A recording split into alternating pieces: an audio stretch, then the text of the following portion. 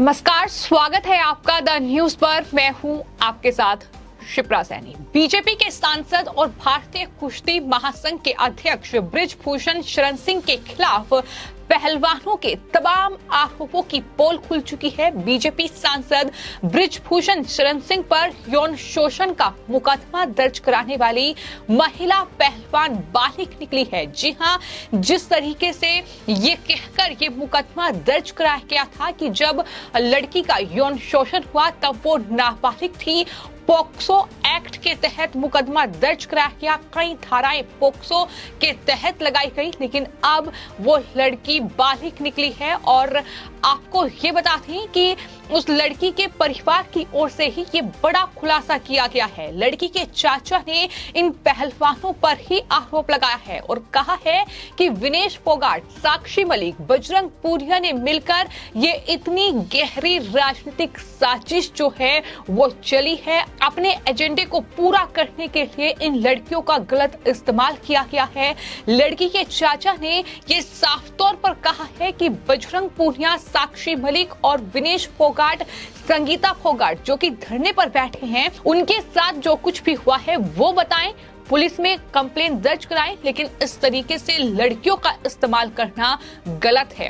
दरअसल अपनी शिकायत में महिला पहलवान ने ये कहा था कि जिस दौरान बृजभूषण ने उनके साथ यौन शोषण किया उस दौरान वो बालिग थी, जिसके बाद उसकी शिकायत पर पुलिस ने यौन शोषण और पोक्सो की धाराओं में एक अलग मुकदमा दर्ज कर लिया था। मामले की जांच के दौरान रोहतक के स्कूल से जो जन्म प्रमाण पत्र एक लड़की का मिला है के बालिग होने की पुष्टि हुई है। उस जन्म प्रमाण पत्र के मुताबिक लड़की की जो फिलहाल उम्र है वो 19.5 साल है, जिसके बाद अब बृजभूषण को गिरफ्तार कर पाना बेहद मुश्किल है।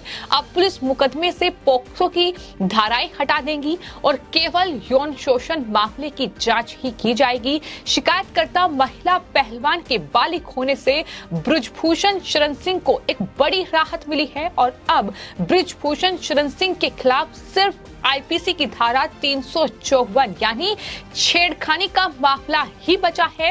एसआईटी इस पूरे मामले की जांच कर रही है। हालांकि इस छेड़खानी के मामले में पुलिस अब बृजभूषण शरण सिंह को तुरंत गिरफ्तार नहीं कर पाएगी। जंतर मंतर पर लगातार ये पहलवान पिछले करीब 1 महीने से धरना दे रहे हैं। पुलिस पर अलग अलग तरीके से दबाव बनाया जा रहा है कि बृजभूषण शरण सिंह को गिरफ्तार किया जाए। इससे कम उनकी कोई मांग नहीं है, लेकिन अब पुलिस को बृजभूषण को गिरफ्तार कर पाना जाहिर तौर पर मुश्किल होगा, क्योंकि पहले इन पहलवानों ने जिस तरीके से 7 महिला पहलवान जो लड़कियां हैं उनका इस्तेमाल करते हुए 7 शिकायत जो है वो दर्ज कराई थी। पोक्सो एक्ट की कई धाराएं लगाई गई थी, लेकिन अब ये बड़ा खुलासा जाहिर तौर पर जो पहलवानों की पोल खोलने के लिए काफी है। आपको ये बता दें कि 23 अप्रैल को महिला पहलवानों ने बृजभूषण के खिलाफ ये शिकायत दी थी। इस तरह का मामला सामने आने पर केस में अब एक नया मोड़ आ गया है। जाहिर तौर पर पहलवानों के धरने प्रदर्शन पर शुरू से ही सवाल उठ रहे हैं। लगातार हम आपको ये बता रहे हैं कि ये पहलवानों की मांग जो है कि बृजभूषण शरण सिंह को गिरफ्तार किया जाए, लेकिन कानूनी कार्रवाई शुरू से ही इस पूरे मामले में चल रही है। लेकिन अब रोहतक की ये महिला पहलवान जो लड़की है जिसे नाबालिग इन तमाम लोगों ने बताया है कि नाबालिग के साथ यौन शोषण हुआ है, लेकिन अब उस लड़की के चाचा ने मीडिया से बातचीत की है और उन्होंने ये साफ शब्दों में कहा है कि ये एक गहरी साजिश है जो उनके खिलाफ रची गई है। ये एक बहुत बड़ा राजनीतिक षड्यंत्र है जो पहलवान लगातार ये रच रहे हैं। उन्होंने विनेश फोगाट का नाम लिया, साक्षी मलिक का नाम लिया, बजरंग पूनिया का नाम लिया और ये पूछा कि पहले वो धरने पर बैठे, फिर कुछ महीने का उन्होंने गैप लिया।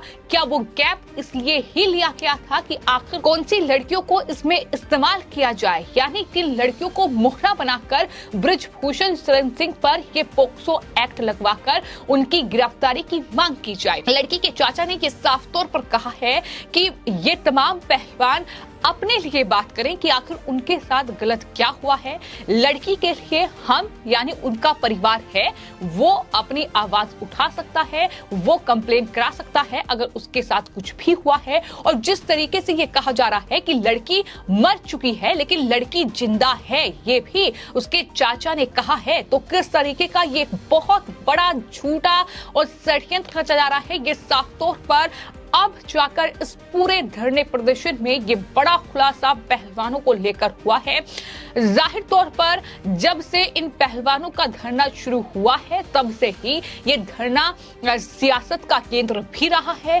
सवाल कई उठे हैं कि क्या किसान आंदोलन की तरह बिल्कुल पहलवानों का ये धरना प्रदर्शन भी चल रहा है, जहां आंदोलनजीवी अपने राजनीतिक मकसद को पूरा करने की कोशिश कर रहे हैं, जहां तमाम राजनीतिक दल जो है वो पहुंचकर अपनी सियासी रोटियां सेक रहे हैं। और अब जो खुलासे हो रहे हैं वो अपने आप में हैरान करने वाले हैं कि 19.5 साल उस लड़की की उम्र है और आरोप ये लगाया गया है कि लगभग 10 साल से उनके साथ यौन शोषण हो रहा है। तो आखिर 10 साल से कहां थे ये पहलवान, ये भी सवाल उठेंगे। सवाल ये भी उठेगा कि इन्हीं 10 सालों में इन्हीं तमाम पहलवानों की जो तस्वीरें हैं वो बृजभूषण शरण सिंह के साथ नजर आई हैं, वो उनके तमाम कार्यक्रमों में शिरकत इन्होंने की है। बृजभूषण सिंह को बाकायदा इनवाइट किया गया है। तारीफ जो है वो कुश्ती संघ के जो अध्यक्ष हैं उनकी भी बजरंग पूनिया ने की है। तो ये तमाम चीजें सवाल उठाएंगी कि अगर 10 साल से यौन शोषण हो रहा था तो 10 साल में आखिर पहलवान होते हुए इन्होंने ये तमाम चीजें बर्दाश्त क्यों की, और अब जाकर इस तरह के आरोप लगाना और इन सब के बीच ये बड़ा खुलासा, एक लड़की जिनसे पोक्सो एक्ट के तहत कई धाराओं में मुकदमा जो है वो बृजभूषण शरण सिंह के खिलाफ दर्ज कराया है, लेकिन लड़की के चाचा का ये कहना है कि मेरे भाई और मेरी भतीजी को इन तमाम पहलवानों ने बरगलाया है, गुमराह किया है और उसके बाद जाहिर तौर पर दबाव बनाया गया है और वो गुमराह हुए हैं। आम आदमी को भी आप किसी तरह से गुमराह कर सकते हैं और इसी तरह मेरे भाई और मेरी भतीजी को गुमराह इन पहलवानों ने किया। उन्होंने कंप्लेन दर्ज कराई। उसके बाद एसआईटी जब हमारे यहाँ जांच करने के लिए पहुंची तो हमें इस बात का पता चला कि आखिर किस तरीके से इन पहलवानों ने इन लड़कियों का गलत इस्तेमाल किया है। और उन्होंने साफ तौर पर यह कहा है कि गलत को हम बर्दाश्त नहीं करेंगे। लेकिन सवाल तो यहाँ ये है कि विनेश फोगाट, साक्षी मलिक, संगीता फोगाट, इन्होंने अपने ऊपर इनके जो बीती है, अगर इनके साथ ऐसा कुछ हुआ है तो उसकी शिकायत दर्ज क्यों नहीं कराई? आखिर ये लड़कियों का सहारा क्यों ले रहे हैं? ये भी उसी कुश्ती का हिस्सा हैं, उसी जगह से आते हैं। तो ऐसे में गलत हुआ है तो इनके साथ भी हुआ होगा, तो फिर अपने ऊपर के मामला क्यों नहीं ले रहे हैं? लड़कियों का सहारा क्यों लिया जा रहा है? ये सवाल साफ तौर पर उस लड़की के चाचा की ओर से उठाए गए हैं। और ये भी उन्होंने पूछा है कि जानकारी जो है पहले परिवार तक क्यों नहीं पहुंचाई गई? आखिर इस तरीके से गुमराह करके पिता को और बेटी को मामला दर्ज करा दिया गया, लेकिन परिवार तक ये जानकारी नहीं।